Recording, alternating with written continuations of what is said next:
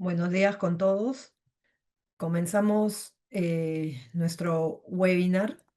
En este caso, estamos aquí para tratar sobre la Convención Multilateral, las novedades sobre la ganancia capital en el marco de los convenios para evitar la doble imposición, así como sobre las particularidades del convenio suscrito entre el Perú y Gran Bretaña. Antes de iniciar con nuestra presentación, con nuestro webinar, les presento a Lisette López. Ella es asociada principal del estudio Payet Rey Caubi Pérez Abogados. Es egresada de la Pontificia Universidad Católica del Perú y tiene un máster en Derecho Tributario Internacional por la Universidad de Florida. Lisette tiene amplia experiencia en temas internacionales y ha sido expositora en diversos eventos sobre materia fiscal. Por otro lado, nos acompaña nuestra invitada internacional, Javiera Campos, que es directora de Tributación Internacional de CCL Auditores Consultores de Chile. Ella es licenciada en Ciencias Jurídicas y Sociales por la Pontificia Universidad Católica de Chile y obtuvo un máster en Derecho Tributario Internacional por la Universidad de Florida. Finalmente me presento, mi nombre es Vanessa Watanabe y soy la socia a cargo del área tributaria del Estudio Payet. Soy egresada de la Pontificia Universidad Católica del Perú y tengo un máster en Derecho Tributario del Georgetown University. Antes de comenzar con el webinar, les quería dar algunas pautas sobre cómo lo vamos a llevar. Primero vamos a tener las exposiciones, ¿no? Y al final vamos a proceder a absorber las consultas. Estas consultas ustedes las van a poder ingresar a lo largo del webinar en el módulo de preguntas y respuestas que encuentran aquí abajo. Si quedan preguntas pendientes al final por el tiempo, no se preocupen que se las contestaremos luego por correo. Y además, si alguna luego del webinar también les quedó alguna duda, también nos lo pueden enviar por correo a eventos@prcp.com.pe. Y la presentación y grabación también la podrán encontrar en el blog del estudio. Ahora sí, entremos en materia. Lisette, comencemos con el primer tema sobre la Convención Multilateral. Permíteme compartir la presentación para poder iniciar.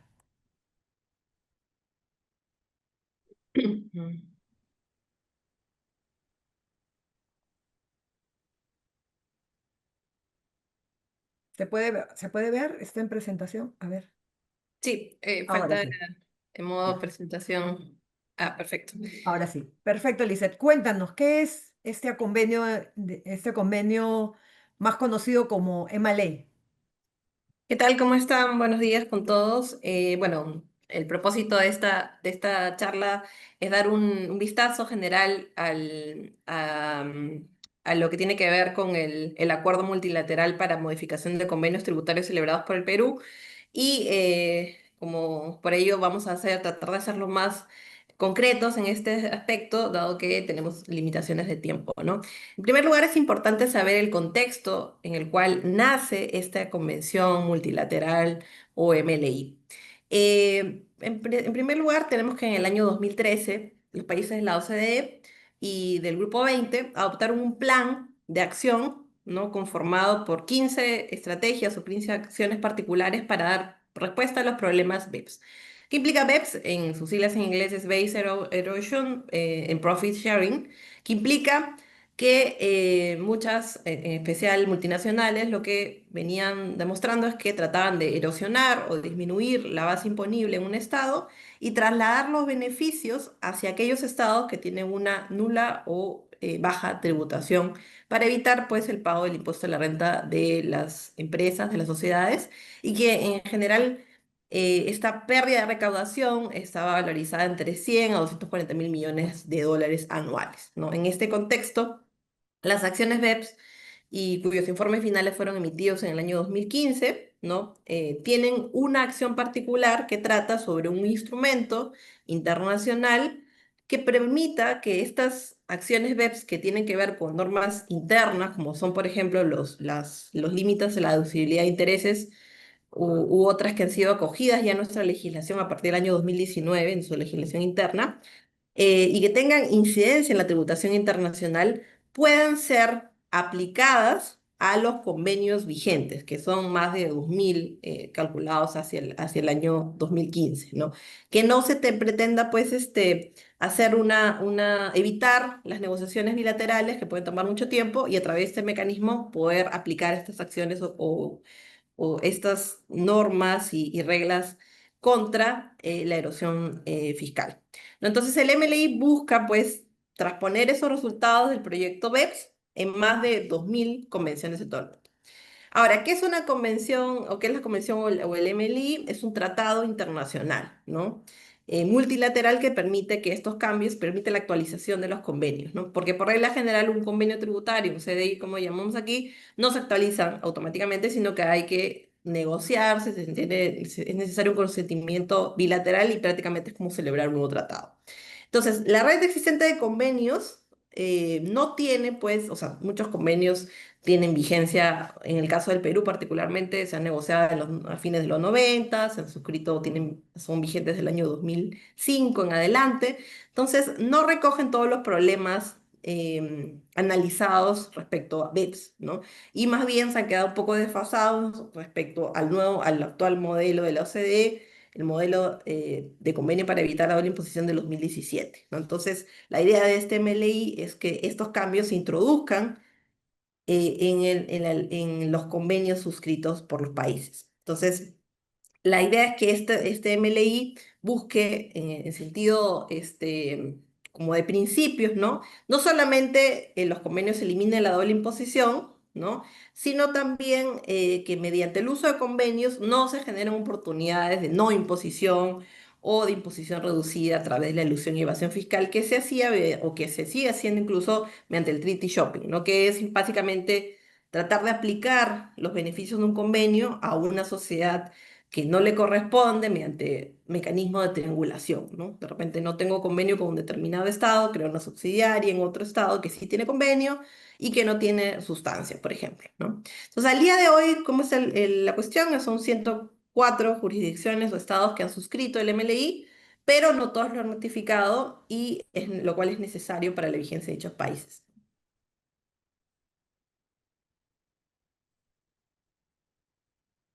Lisette, ¿y cómo está la situación en el Perú respecto al MLI?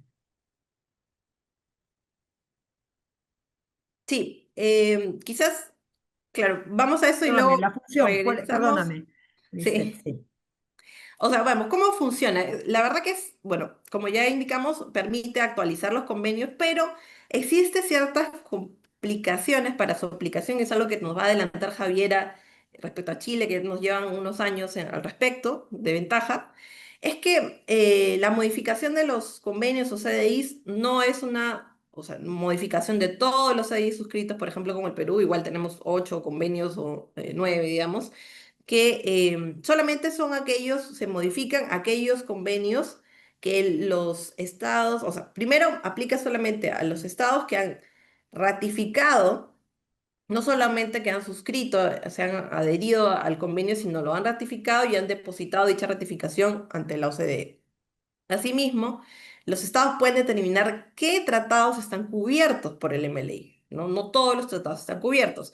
Y asimismo, no todas las cláusulas del MLI son a materia de actualización. O sea, un estado puede formular reservas o decir, esta parte no la aplico. Y además, lo que hace aún más complicado es que yo tengo que ver como Perú, digamos, si los otros países con los cuales he celebrado un tratado también me han considerado en su lista de convenios que se actualizan. O sea, puede ser que Perú haya dicho, bueno, Suiza, Brasil, ¿no? México, Corea, pero resulta que, por ejemplo, Brasil no ha suscrito el acuerdo o que Suiza no nos ha incluido, ¿no? En su listado de convenios a los que se aplica el MLI. Entonces, hay que, digamos, hacer un trabajo bastante fino y bastante complicado en relación a qué convenios se aplican en el Perú y además qué cláusulas sería materia de modificación.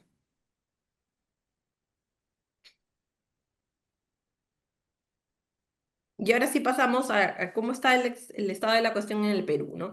En el Perú, el MLI fue suscrito el 27 de junio de 2018, fue aprobado por el Congreso el 3 de abril de 2025, Y recientemente, esta semana, el 27 de mayo, fue ratificado mediante un decreto supremo. Entonces, ¿qué falta para que esté vigente en el Perú? Ya, la verdad que faltan muy pocas cosas.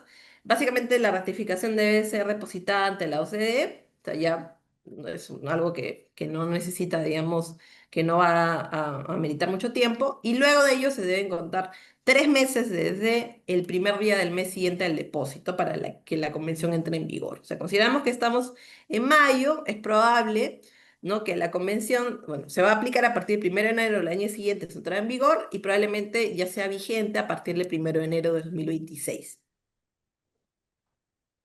¿Y aplica a todos nuestros convenios? No, el Perú, mediante esta, digamos, tanto en la resolución legislativa como el decreto supremo que ratifica el acuerdo, ha dicho expresamente que aplica los siguientes 7 convenios, ¿no? Brasil, Canadá, Chile, Corea, México, Portugal y Suiza. Pero hay que tener en cuenta dos temas. Primero, Brasil no ha suscrito el MLI, con lo cual no aplicaría, digamos, para ese convenio. Y el segundo tema es que Suiza no ha incluido en su listado de convenios aplicables, digamos, convenios cubiertos al Perú. Con lo cual descartamos, pues, por el momento Brasil y Suiza y nos quedamos con Canadá, Chile, Corea, México y Portugal. Con esos CDI son los cuales hay que verificar para la aplicación del MLI. Hay De acuerdo. un comentario, Lisette, en el caso de Brasil, que efectivamente no suscribió la convención, al menos en el caso nuestro, lo que ha ocurrido es que Brasil está intentando modificar sus convenios de forma bilateral mediante protocolo con estándares y cláusulas similares a los del MLI. ¿Ya? Eso al menos lo que ha ocurrido con Chile, sin embargo, al menos en el caso de nosotros, ese protocolo aún no ha sido firmado por ambas partes, entonces no está en vigencia. Pero entiendo que esa es la política que Brasil está adoptando con varios de sus partners comerciales, que en el fondo es hacer una negociación uno a uno, no mediante el convenio multilateral, pero con cláusulas que son con un estándar bastante parecido.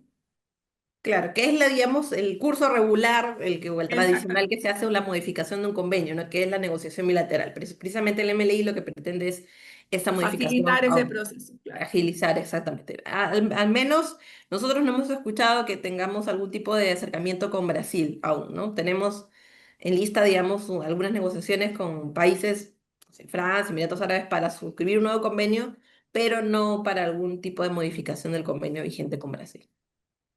De acuerdo.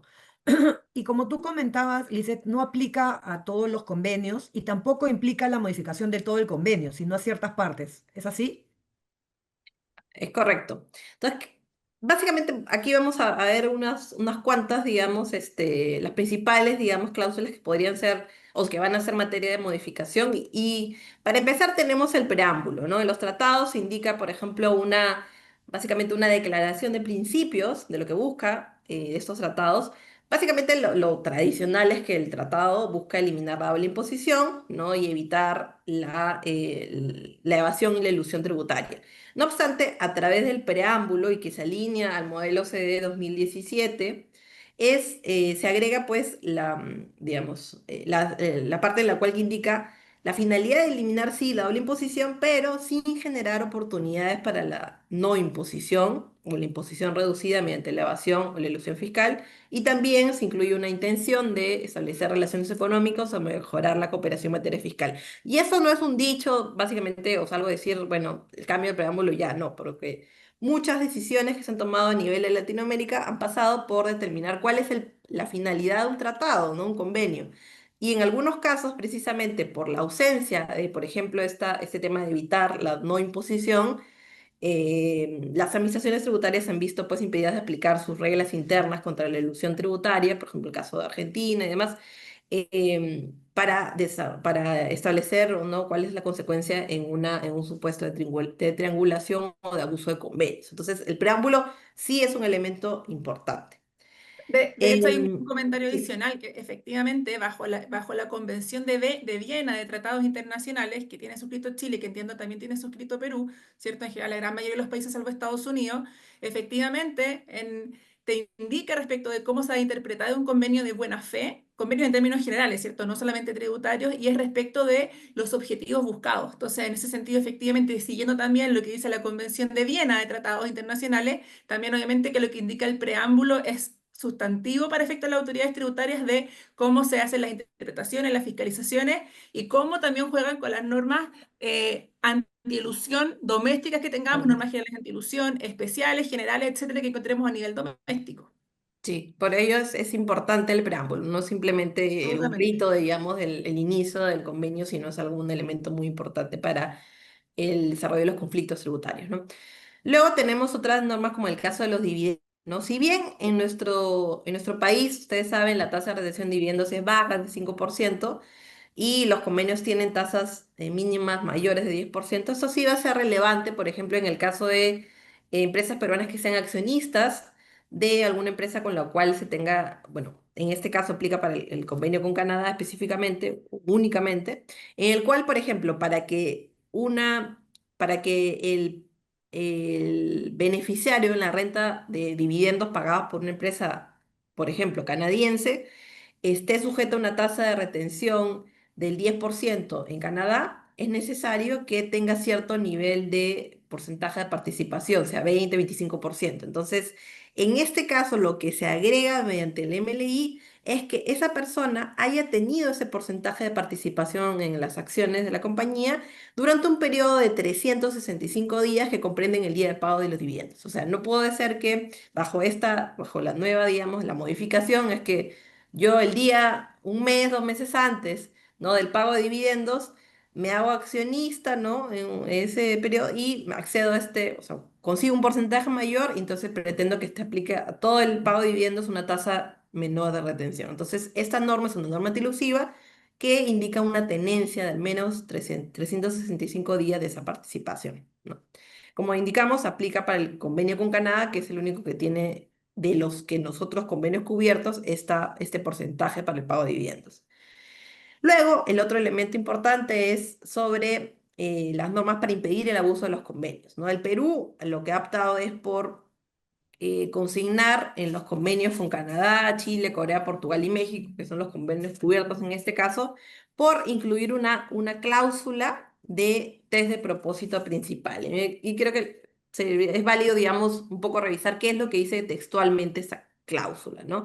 Es que los beneficios concedidos en virtud de un convenio, ¿no? no se otorgan respecto de un elemento o renta patrimonio cuando sea razonable concluir, de acuerdo a los hechos y circunstancias, que el acuerdo o cooperación celebrado genera el derecho a percibir estos beneficios, tenga como uno de sus objetivos principales la obtención de este objetivo, digamos, fiscal. Básicamente es lo que dice, si es que uno de tus objetivos principales para tener un acuerdo que genera dividendos, intereses y demás, es el de obtener un beneficio del tratado, entonces no se te aplicarán dichos beneficios, ¿no? O sea, es un test de propósito principal que no es el propósito principal, sino uno de los principales propósitos, el de ahorro fiscal, ¿no? Entonces, esa cláusula como medida provisional ha adoptado el Perú, pero con la salvedad de que más adelante se adopte una cláusula de limitación de beneficios, que es una cláusula mucho más objetiva, digamos, que tiene parámetros de, por ejemplo, de residencia, participación en acciones, actividades y demás,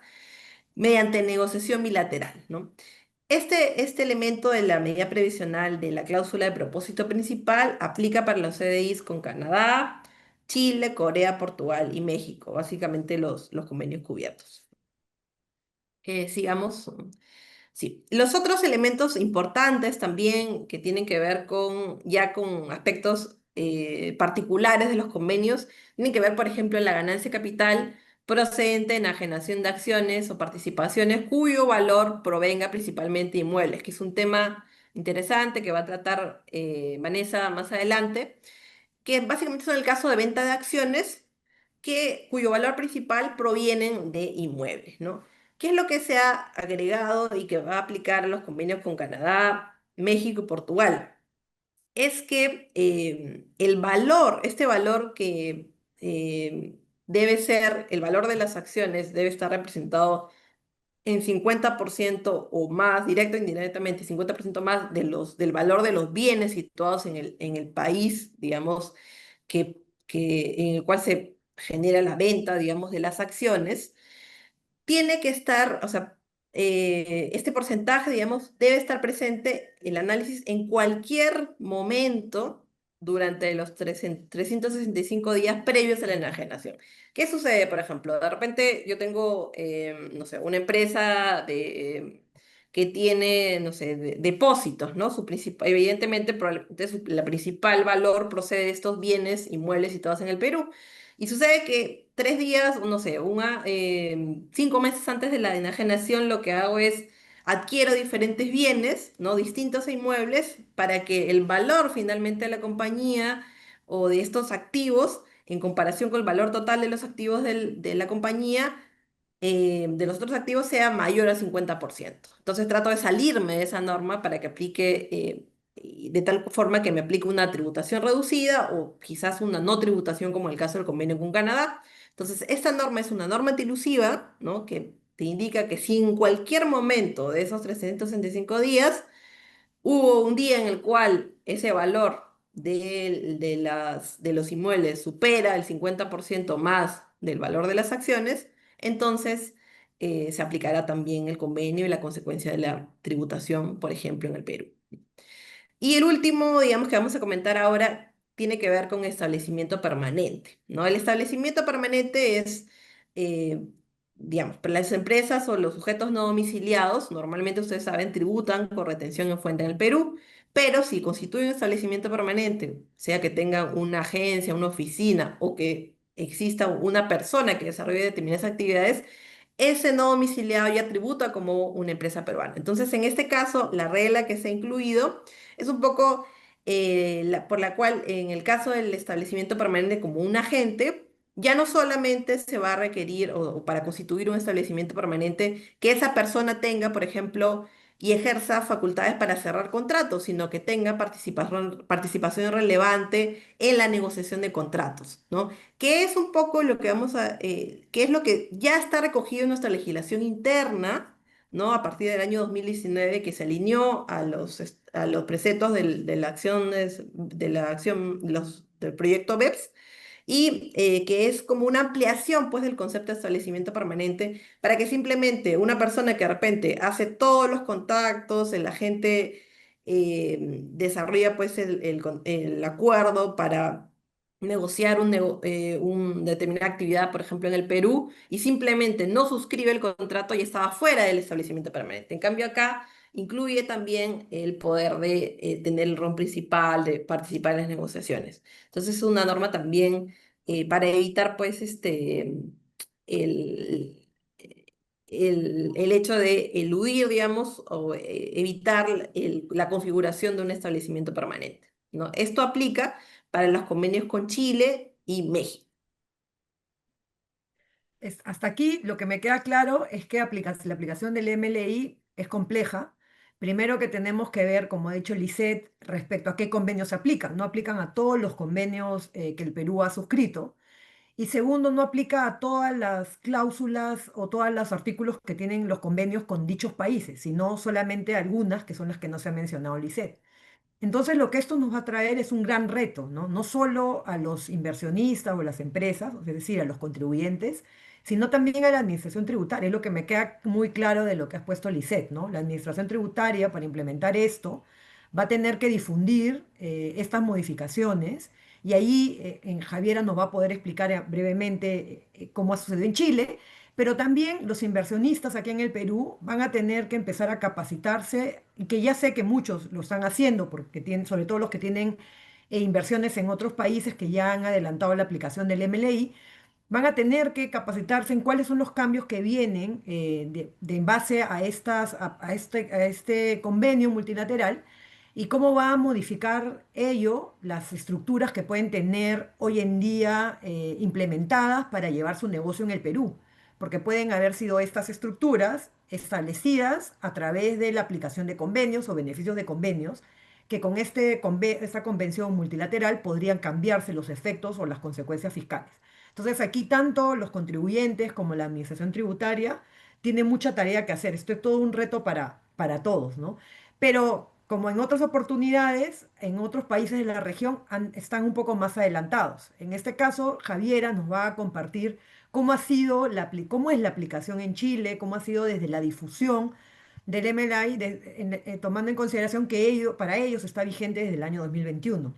Javiera, ¿qué nos puedes contar al respecto? Sí, bueno, en el caso de Chile, Vanessa, efectivamente nosotros, la convención entró en vigencia en marzo del año 2021 y después ya a partir del 1 de enero del 2022 se empezó a aplicar respecto a los impuestos de retención, ¿ya? Y hay varias dificultades respecto de la aplicación práctica del MLI. Donde la verdad es que el Servicio de Impuestos Internos ha hecho una muy buena labor en asistirnos en poder aplicarla. ¿Por qué? Primero, como bien decía Liseta al comienzo, la primera dificultad es que como no es automática, tú tienes que hacer match con otra jurisdicción con la cual tengas un convenio, no es evidente y al contrario, ¿cierto? Que respecto de todos tus convenios fue aplicar. Nosotros tenemos más de 35 convenios y de los cuales 22 convenios hasta la fecha han sido modificados por el MLI y de esos 22 convenios obviamente se debiese de sumar prontamente Perú porque estaba efectivamente dentro del listado de los convenios a los cuales nosotros queríamos subir el estándar, ¿ya? Entonces, cuando obviamente entre en vigencia en Perú, si es que entra este año, ojalá a partir del 1 de enero efectivamente también nosotros estamos en la misma postura de ustedes de que efectivamente va a aplicar, ¿ya? Entonces, lo primero es que no había claridad respecto de qué convenios aplicaba. Y segundo, hay otra dificultad práctica de cómo está estructurado el convenio, y es que, como bien también decía Lisette, no es una modificación automática de cláusulas ya predeterminadas, ¿ya? Cada estado dice respecto del convenio A, B o C, por ejemplo, en el caso de Chile y Perú, ¿cierto? Yo quiero modificar el preámbulo, quiero modificar la cláusula de establecimiento permanente, la cláusula de ganancias de capital, y así vamos bajando, ¿ya? Y cada una de esas cláusulas, algunas de ellas tienen distintas alternativas de modificación. Entonces, solamente se va a realizar una modificación cuando haya un match, digamos, perfecto, respecto de que ambos estados quieran modificar un artículo en particular y que hayan elegido la misma alternativa de modificación. ¿Ya? Adicionalmente, tiene otra dificultad más práctica leer el convenio y es que los artículos del MLI no van en el mismo orden de los artículos del convenio. Por ejemplo, cuando Liseta hablaba de las modificaciones al preámbulo, eso está en el artículo 6 del convenio, ¿ya? No al comienzo. Las modificaciones de las normas antiabuso están en el artículo 7, que usualmente uno lo ve al final del convenio, y después vienen, por ejemplo, modificaciones a ganancias de capital, artículo 10. Entonces, la lectura se hace bastante difícil respecto de qué se ha modificado. Y aquí, ¿qué hizo el Servicio de Impuestos Internos, que es la autoridad tributaria chilena, ya que ha sido, la verdad, una práctica que nos ha facilitado mucho la vida? Y es que, como la modificación no es automática, publicó en el sitio web del Servicio de Impuestos Internos las versiones modificadas por cada uno de los convenios. Entonces, tú pintas un convenio y primero te muestra cuáles son las normas de vigencia de ambos países, porque puede que no entre en vigencia el MLI en el mismo momento respecto a ambas jurisdicciones, ¿ya? Ese es el primer tema. Por ejemplo, en el caso del convenio con Australia, para ambos casos, respecto a los impuestos de retención, parten el 1 de enero del 2022, pero respecto de otros impuestos, en el caso de Australia, partían en septiembre del 2021. Entonces, nos indica, un poco nos hace un buen resumen, y después, artículo por artículo, nos fue indicando qué fue lo que se incorporó y qué fue lo que se eliminó, ¿ya? Eso ha ayudado bastante en la aplicación práctica, porque como te digo, si no es muy difícil, ¿ya? Pero igualmente hay, la verdad es que aún bastante desconocimiento de alguna de estas modificaciones, lo cual sorprende considerando que son 22 convenios los que se han modificado y pueden ustedes ver ahí cuáles son los que están modificados, que son la verdad, la gran mayoría son convenios muy relevantes en nuestras negociaciones comerciales.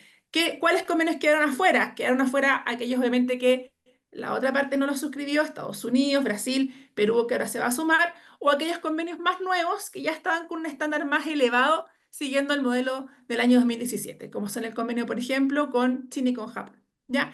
Entonces, en el caso nuestro, no estaba acostumbrado a la página de Servicio de Impuestos Internos, hay un link que te permite ver todos los textos de los convenios y mucho más abajo vienen las modificaciones del MLI. No están en un texto sintetizado. Entonces, eso sí, obviamente, ha implicado que bastante gente aún no esté tan familiarizada con eso. ¿Ya?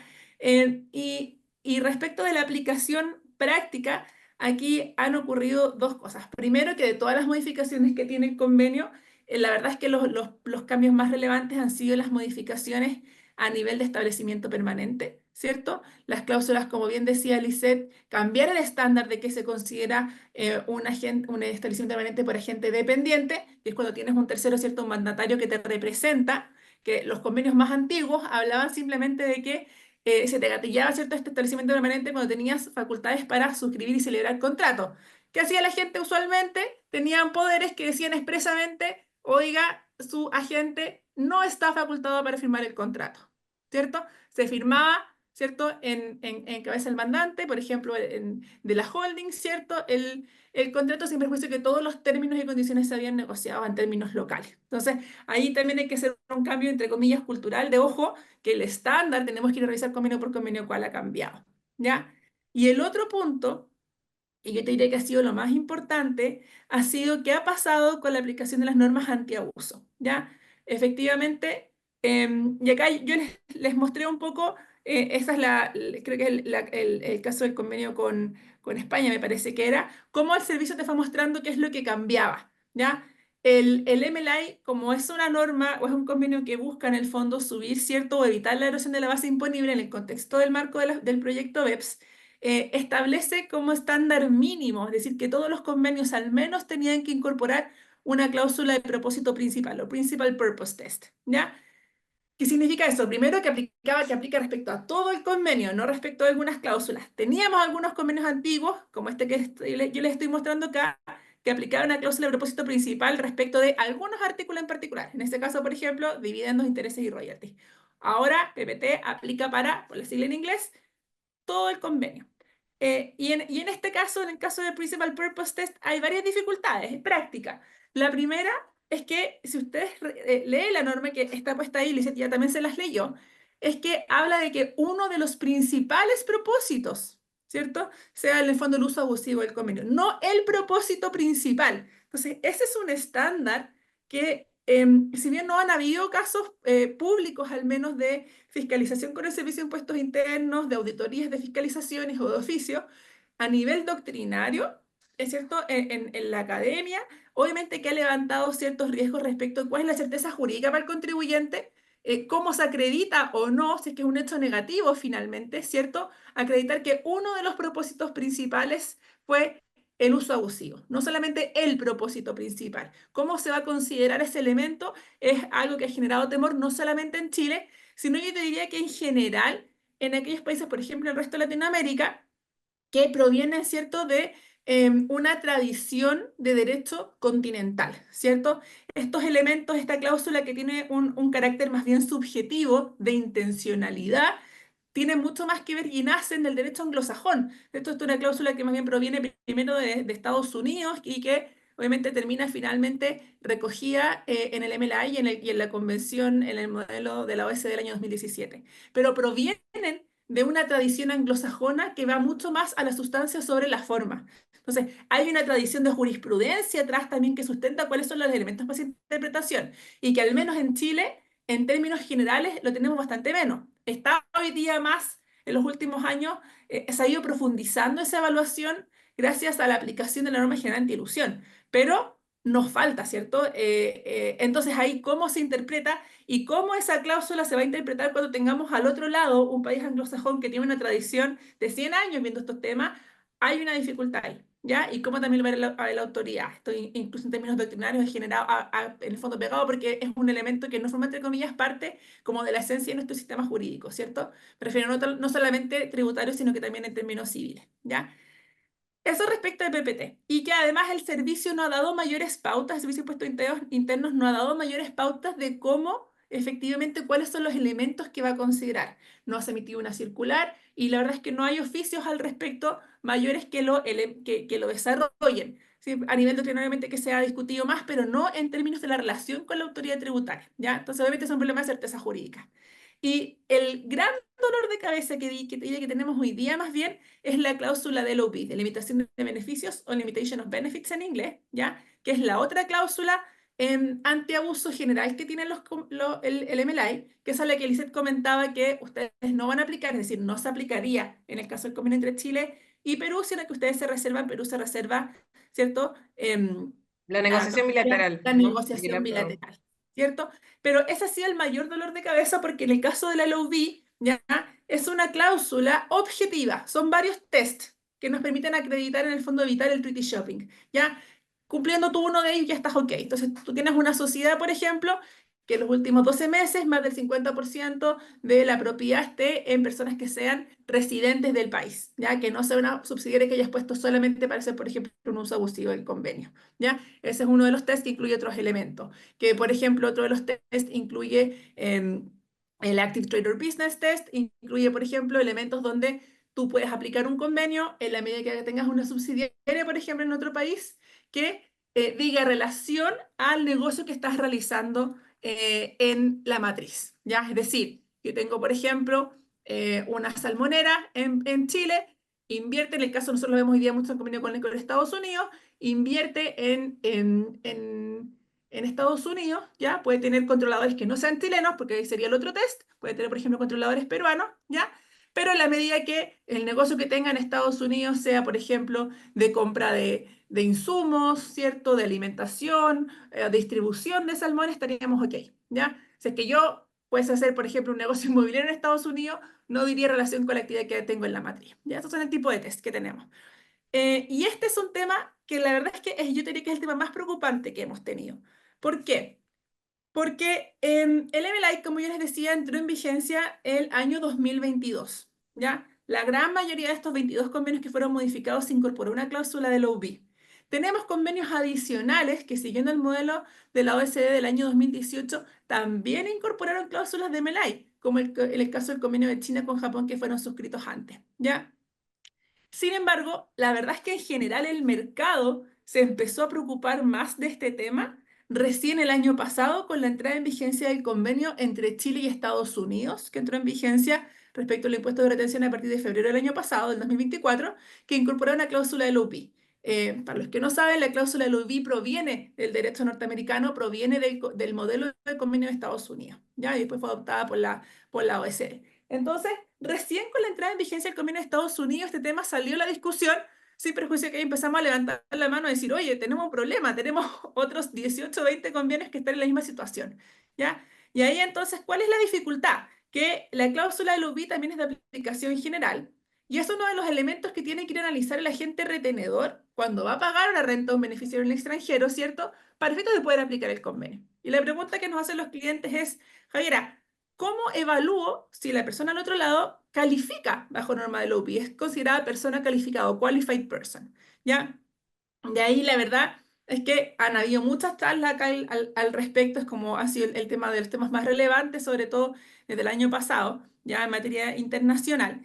Y un poco empezamos a compartir experiencias de qué es lo que hacemos, miramos el balance, pedimos el registro de accionistas, por ejemplo. ¿Qué pasa cuando vamos a ver el registro de accionistas para ver que obviamente los controladores sean, por ejemplo, personas con residencia tributaria en el país? Y no encontramos que hay un fondo de inversión, por ejemplo. No podemos acceder a los aportantes, tenemos que ir a otro test. ¿Cómo lo vamos aplicando? ¿Ya? Y aquí este es un tema que ha sido relevante, no solamente yo les diría en el caso de nosotros para el OB, pero también para cláusula de propósito principal, que es la que ustedes sí efectivamente van a aplicar respecto a todos los convenios, ¿ya? Y es que echamos de menos en Chile, nos hace falta tener una declaración de jurada que pueda presentar el beneficiario de la renta, ¿ya? Dando cuenta de que efectivamente cumple con los requisitos para poder aplicar el convenio, como por ejemplo, que cumple con el estándar bajo la cláusula de propósito principal, ¿ya? Nosotros, por ejemplo, para efectos de retener con una tasa convenio o con una exención, estamos obligados a que el extranjero, el no residente beneficiario de la renta, nos presente una declaración de no tener un establecimiento permanente en Chile.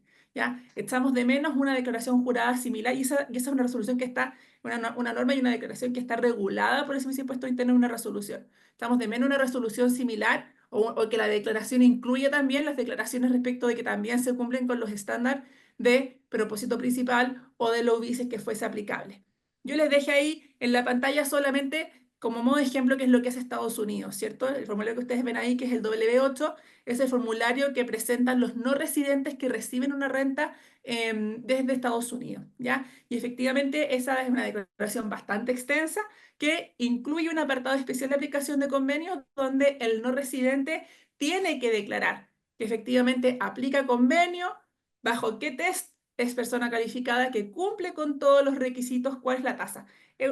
Algo similar a esto en el fondo es lo que aún creo que nos hace falta y que sería bueno ir en esa dirección. ¿ya? Un poco viendo cuál es la práctica también de otros países, ¿ya? Porque este es un tema que nos empezó a nosotros a saltar el año pasado. En abril empezamos a aplicar el convenio con Estados Unidos y por lo tanto aplicaba esta parte del W8. Entonces los contribuyentes que teníamos que tienen renta estadounidense, que le pedían en el fondo a ellos rellenaran, nos decían, Javier, ¿qué ponemos acá? ¿Ya? Dijimos, tuta, esto en realidad sería un muy buen elemento. em, También obviamente en el caso de ustedes para evaluar de parte de SUNAT, ¿cierto? Un poco para dar también más certeza jurídica, que haya una declaración, porque al menos en el caso de Chile, y entiendo que en el caso de ustedes probablemente es similar, ¿cierto? En el caso de no cumplir con los requisitos para aplicar el convenio, la autoridad tributaria puede ir a buscar ese impuesto en cabeza al agente retenedor, ¿cierto? Y esa es obviamente finalmente la preocupación de los clientes. Javiera, por lo que nos comentan, los retos son varios, no, no solamente es difundir los cambios que el MLI realiza sobre los CDIs, sino también empezar a ver cómo se implementan, ¿no? Y qué procedimientos va a tener que tomar aquí la Administración Tributaria o el MEF para efectos de poder aplicar correctamente las cláusulas que, de acuerdo a lo que ha suscrito el Perú, se verían modificadas de los CDIs que tenemos vigentes, ¿no? Entonces, es una tarea no solo de difundir, sino también de ver qué procedimientos van a tener que cambiar, ¿no? Se nos Absolutamente. viene bastantes cosas nuevas aquí en el Perú y complicadas. Veamos ya en un futuro cuando tengamos otro webinar, veremos cómo nos ha ido. Sí. Y Ahora, ojalá, como les digo, que hagan algo similar, ¿no? O sea, en el fondo que SUNAT o la autoridad que corresponda, ¿cierto? Les pueda facilitar los textos en el fondo unificados con la modificación de las cláusulas, porque eso no es muy difícil de leer. correcto, correcto. Claro. Sí. Y dejando de lado por un momento el tema del MLI y estos convenios multilaterales, Eh, queríamos también comentar con ustedes algunas resoluciones recientes que se habían emitido en relación a un tema específico, ¿no? Que es la ganancia de capital por la venta de acciones que tiene un subyacente en inmuebles, ¿no? Y que justamente, como Lisette ha dicho, es uno de los temas que también, de acuerdo a lo que ha suscrito el Perú, también se vería modificados por el MLI. Voy a ir muy rápidamente y luego ustedes podrán verlo en la presentación que les vamos a compartir por un tema de tiempo. Básicamente hay esta cláusula en los convenios que siguen el modelo de la OECD, en el párrafo 4 del artículo 13 que regula el tema de ganancias de capital, que básicamente la enajenación de las acciones cuyo valor en más de un 50% se refiere a inmuebles que están en el Perú, pueden ser grabados, en este caso el Perú, para ponerlo más claro, un inversionista de alguno de los países con los que tenemos convenio vende acciones de una empresa peruana cuyo valor en un más de un 50% está relacionado a los inmuebles situados aquí en el Perú, podría estar sujeta a esa ganancia de capital en el Perú, ¿no? Los convenios normalmente para efectos de inmuebles, ¿no? Porque aquí vienen varios cuestionamientos. Uno, que se entiende por inmueble, y ahí los convenios que tenemos suscritos hacen referencia en el artículo 6 de los convenios, ¿no? Del modelo y por tanto de los convenios que a la fecha hemos suscrito, que se tiene que ir a la norma peruana, ¿no? Hablando del Perú específicamente, a las normas que regulen y den contenido al concepto de inmuebles. En el caso de Canadá es un no particular que excluye de los inmuebles aquellos sobre los cuales se realiza la actividad, ¿no? Y en cuanto al 50%, nuestros convenios expresamente no indican cómo se debe calcular ese monto o qué elementos se deben considerar para saber en qué casos estamos o no en este párrafo 4. Y en esa discusión tenemos dos resoluciones que son recientes, una es del 22 y otra del 24, una referida al convenio de Corea y otro en relación al de Suiza, ¿no? El primero de Corea tiene esta redacción, ¿no? El párrafo 4 que se refiere al tema de los inmuebles, te dice que puede estar grabado en el Perú si supera este 50%. Pero el párrafo 5 te decía que si no estabas en el anterior y tenías una participación menor a 20, ¿no? Al 20%, no estarías grabado en el Perú, sino solamente en el lugar donde reside el que transfiere las acciones, ¿no? Entonces, ¿qué sucede en este caso? Eso es lo que dice el convenio. Sucede que en el año 2015, un residente en Corea vende el 11,19% que era la participación que tenía en una empresa peruana. paga el impuesto a la renta y luego solicita, en base al párrafo 5 de este artículo 13, y que no se encontraba en el párrafo 4, la devolución del impuesto pagado.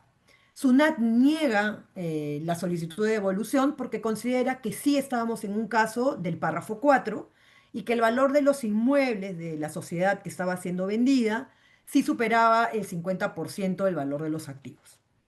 Esta controversia llega al Tribunal Fiscal y en el Tribunal Fiscal se analiza principalmente qué se entiende por inmuebles. SUNAT había aplicado un concepto amplio, no solo el Código Civil, sino la ley de hidrocarburos y básicamente los estados financieros. Y considerando que en los estados financieros habían determinados activos que se consideraban como inmuebles, como por ejemplo una planta, los ductos, todos esos conceptos que financieramente se debían incluir como inmuebles, consideraba que se superaba este límite que establece el párrafo 4 y por tanto estaba grabado en el Perú también esta renta. Sin embargo, el contribuyente alegó que no estaba en el 50% porque debía considerarse como inmueble solo aquello que regulaba el Código Civil. Entonces, además de las sectoriales de hidrocarburos. Y por tanto, si tú tomabas el concepto de inmuebles que estaba en nuestro código, no se superaba el 50%. El tribunal concluye que SUNAT no había hecho un análisis adecuado de los activos que conformaban la cuenta inmuebles y que debía, tomando en cuenta lo que opinaba el tribunal, excluir determinados inmuebles determinados bienes, perdón, que de acuerdo a las reglas del Código Civil no calificaban como inmuebles, como la planta compresora, como los ductos, etcétera. Y una vez que haga esa determinación, procederá a la devolución, proceder con la devolución. Entonces el tribunal revoca esta resolución. Entonces aquí el tema principal fue el concepto de bien inmueble. Hay otra resolución que es del año 2024, es más reciente, que es del convenio de Perú con Suiza. En este caso, nuevamente, el párrafo 4 permitía que el Perú, en este caso era una empresa suiza que vendía acciones de una empresa peruana, permitía que el Perú pudiera grabar esta renta, ¿no? Si más del 50% estaba vinculado a inmuebles. El párrafo 5 no es que establecía, si tú no estabas en el 4 no estaba grabado en el Perú. El Perú también lo podía grabar, pero si no estabas en el párrafo 4 el Perú lo podía grabar, pero con ciertos límites. En este caso había un límite, hay una tasa de 2,5%, que es las acciones que se venden en la bolsa, 8% para aquellas que se realizan de transacciones realizadas en el Perú y 15% para otros supuestos. Es decir, la tasa de 30% que aplica generalmente a la ganancia de capital realizada por no domiciliados, por una ganancia de capital, por una venta de acciones peruanas, la tasa de 30 se podía reducir a 8% o a 15%. En este caso en particular fue una empresa peruana que adquirió acciones de otra empresa peruana a un residente en Suiza. Y por aplicación del párrafo 5 del artículo 13, aplicó la tasa reducida del 8%, porque considerábamos que no se trataba, el valor de las acciones no procedía en más del 50% de los de inmuebles ubicados en el Perú. Este caso, el SUNAT determina que tiene una posición distinta al contribuyente y establece que, nuevamente, se discute, en este caso, no solo que se debe considerar como inmueble, sino también la discusión respecto a de qué debo comparar, qué bienes son los que debo comparar para efectos de determinar este 50%, ¿no? SUNAT opina, ¿no?, que lo que debía considerarse era el total de los activos como estaba en la contabilidad, que era lo mismo que opinó en el caso de Corea, y por tanto en este caso, por ejemplo, incluía bienes que estaban en arrendamiento financiero, ¿no? Y por otro lado, consideraba que debía compararse inmuebles versus el total de los activos de acuerdo a la contabilidad. Cuando llega al Tribunal Fiscal, esta discusión también tiene que resolver estos dos conceptos, pero principalmente es cómo calcular el test de 50%. Lo primero que el Tribunal Fiscal hay que resaltar aquí es que excluye de bienes inmuebles aquellos que estaban sobre arrendamiento financiero, porque claramente los bienes que están en arrendamiento financiero no son bienes de propiedad de la empresa que estaba siendo vendida en este caso, ¿no? Y por otro lado, también habían contratos de superficie, pero eso, como sabemos, de acuerdo a nuestro Código Civil, al ser un derecho sobre un bien inmueble que puede ser registrable, eh, también califica como un bien inmueble. Entonces, esos contratos de superficie sí los incluye también para el concepto de inmueble. Ahora, este total de inmuebles, ¿contra qué se debe comparar? Y el tribunal lo que determina es que debe compararse contra el total de los activos. Y esto se debe hacer en base a la contabilidad. ¿Y por qué llega a esta conclusión que es la contabilidad y no toma el argumento del contribuyente que los inmuebles debían valorizarse, tendría que tenerse una valorización al mercado, ¿no? Tener un sustento, una tasación del valor de mercado de estos inmuebles? Porque el tribunal lo que dice es, yo solamente tengo en estas dos fórmulas que tendría que comparar inmuebles versus total de activos, solamente tengo a valor de mercado los inmuebles, pero no tengo a valor de mercado el total de los activos contra los cuales podría hacer esta comparación. Entonces, al comentar ello, ¿no? Pareciera que nos deja una puerta abierta que si yo el total de los activos también los llevo a valor de mercado, lo puedo comparar con el valor de mercado, las valorizaciones que había de los inmuebles. Sin embargo, en este caso en particular, no se tenía estos dos conceptos a valor de mercado y lo que se tenía era la contabilidad y por ello toma el total de los inmuebles que estaba en la contabilidad sin incluir lo de arrendamiento financiero versus el total de los activos, que también se excluía el valor de los bienes que estaban en leasing, ¿no? Y compara, y el Tribunal Fiscal llega a la misma conclusión, ¿no? Que sí estaban en el párrafo 4 y que debía estar grabado en el Perú con no en la tasa del 8 sino con una retención de la tasa del 30. Ahora, solo para cerrar, respecto a este tema de, oye, el tribunal pareciera decir que si hubiera tenido el valor de mercado del total de los activos, hubiera comparado valor de mercado de inmuebles versus valor del total de los activos. El tema es que dependiendo la conformación de los activos, y aquí es una opinión, ¿no? Lanzada, que se las comparto, ¿no? Dependiendo del negocio que se tenga, es probable que los otros activos no tengan un valor de mercado que pueda, por ejemplo, o incrementar para que esta fórmula nos lance un resultado distinto, ¿no? Porque los activos pueden ser, pues, por ejemplo, caja, la caja no puedes llevarlo a un valor de mercado, existencia o su inventario, que normalmente tampoco lo podrías ajustar, ¿no? Entonces, es difícil poder tal vez llegar a modificar este cálculo que sea distinto al tema del el valor contable. Sin embargo, les dejo ahí este comentario que hace el tribunal, ¿no? Que finalmente no hace la comparación tomando el valor de mercado porque no tenía el valor de mercado del total de los activos para poder ser equiparables ambas partes de la ecuación para poder resolver y calcular este 50% este test del 50% para efectos de ver si estamos en el artículo 4 o en el artículo 5. Entonces termina eh, confirmando la posición de SUNAT y ordenando el cobro, obviamente, de este diferencial entre el 8% con la tasa del 30%, ¿no? Ahora, para concluir y tratar de estar dentro del horario, el ICER les va a compartir básicamente las particularidades o las cosas importantes de este convenio que aún no está vigente, que ha sido suscrito entre el Perú y el Reino Unido.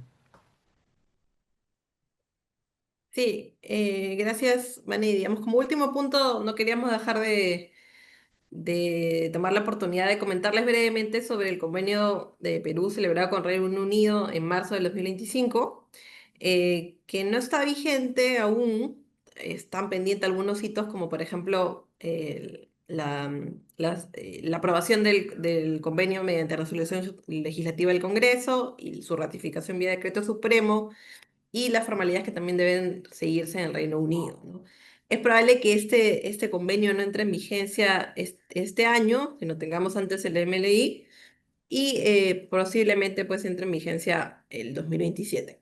No obstante, vamos a ver algunas de las principales cláusulas que contiene este convenio en diferencia a comparación con otros convenios suscritos por el Perú y en vigencia. Se escucha un poco de ruido por el simulacro, pero No se escucha en nada, al menos yo principio, no escucho nada.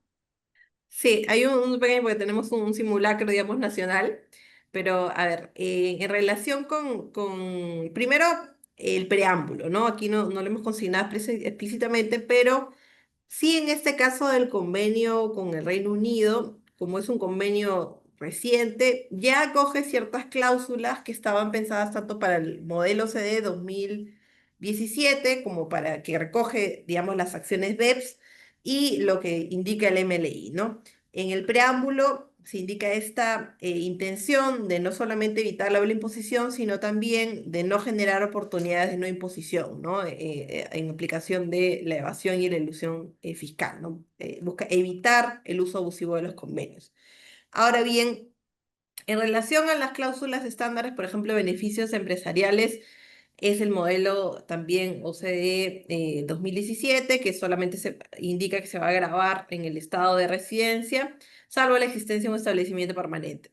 Precisamente en caso del establecimiento permanente, este convenio ya recoge en relación al establecimiento permanente como agente dependiente a aquellos casos que habíamos mencionado antes, que no solamente se configurará un establecimiento permanente si una persona tiene los poderes para cerrar contratos, sino también participa en las negociaciones o tiene un rol activo, ¿no? En representación de una empresa para cerrar contratos, acuerdos de compraventa o también de prestación de servicios. O sea, ya incluye esas cláusulas relacionadas al establecimiento permanente. Así también en los casos de rentas pasivas, dividendos, intereses y regalías, em, se incluye una reducción de la tributación en el estado fuente en la medida que tengamos beneficiarios efectivos en los países en los cuales que el beneficiario de la renta sea efectivo de esta renta sea el residente de uno de los países contratantes para aplicar estas tasas reducidas tanto en el caso de dividendos, por ejemplo, o en el caso de intereses y en el caso de regalías, ¿no? En el caso específico de intereses, si bien tenemos una tasa reducida del 10%, también tenemos una inafectación o una no tributación en el estado de fuente o el estado que paga los intereses cuando se trata de financiamientos otorgados por entidades estatales, ¿no? Que ya tenemos en otros convenios como el convenio con Japón. Ahora, un punto quizás más importante, que es el que tiene que ver con las ganancias de capital y que recoge también lo que habíamos visto del MLI, es que en el caso de venta de acciones cuyo valor subyacente provenga del 50% más de bienes inmuebles, se ha incluido esta regla, pues, que dice que dicho valor, ¿no? Debe evaluar en un periodo cualquiera, en cualquier momento de los 365 días anteriores a la enajenación, ¿no? Es algo que recoge también del modelo OCDE 2017, de lo que dice el MLI, ¿no? Es un convenio actualizado. Y lo mismo sucede para el caso no solamente del valor de acciones derivadas de bienes inmuebles, sino también en los casos, por ejemplo, que tenemos que se va a someter a imposición, en los casos fuera, digamos, de valor representado en inmuebles, en los casos en los cuales se grava la venta directa e indirecta de acciones en la medida que esta persona o empresa enajenante haya sido poseedora directa e indirectamente de acciones que representen al menos 20% del capital de esa sociedad. Lo que se incluye, ¿no? En este caso es que también dicha evaluación de la participación o tenencia de la propiedad al menos 20% se debe realizar en cualquier momento durante los 365 días anteriores a la enajenación, ¿no? Que es también una norma antilusiva actualizada para evitar pues que hacer esta especie de arbitraje, ¿no? De poder modular en qué momento yo tengo, por ejemplo, la comparación del valor o en qué momento hago la venta de unas acciones, ¿no? Entonces creo que esos son los principales elementos. No está incluido en el MLI porque básicamente ya es un convenio actualizado y acorde al modelo 2017 y al el plan BEPS, que esperamos entre en vigencia, si no es el 2026, en el 2027. De acuerdo, muchas gracias, Lisette, muchas gracias, Javiera. Terminamos aquí el webinar en la medida que ya nos pasamos un poco de la hora y que no tenemos ninguna pregunta aquí en el chat. Así que les agradecemos por habernos acompañado y les reitero que si tienen todavía alguna pregunta sobre cualquiera de los temas que hemos tocado aquí, nos la pueden enviar al correo eventos@prcp.com.pe para que les podamos alcanzar en nuestros comentarios. Asimismo, van a tener acceso a este video y también a la presentación en nuestro blog. Muchas gracias y hasta luego.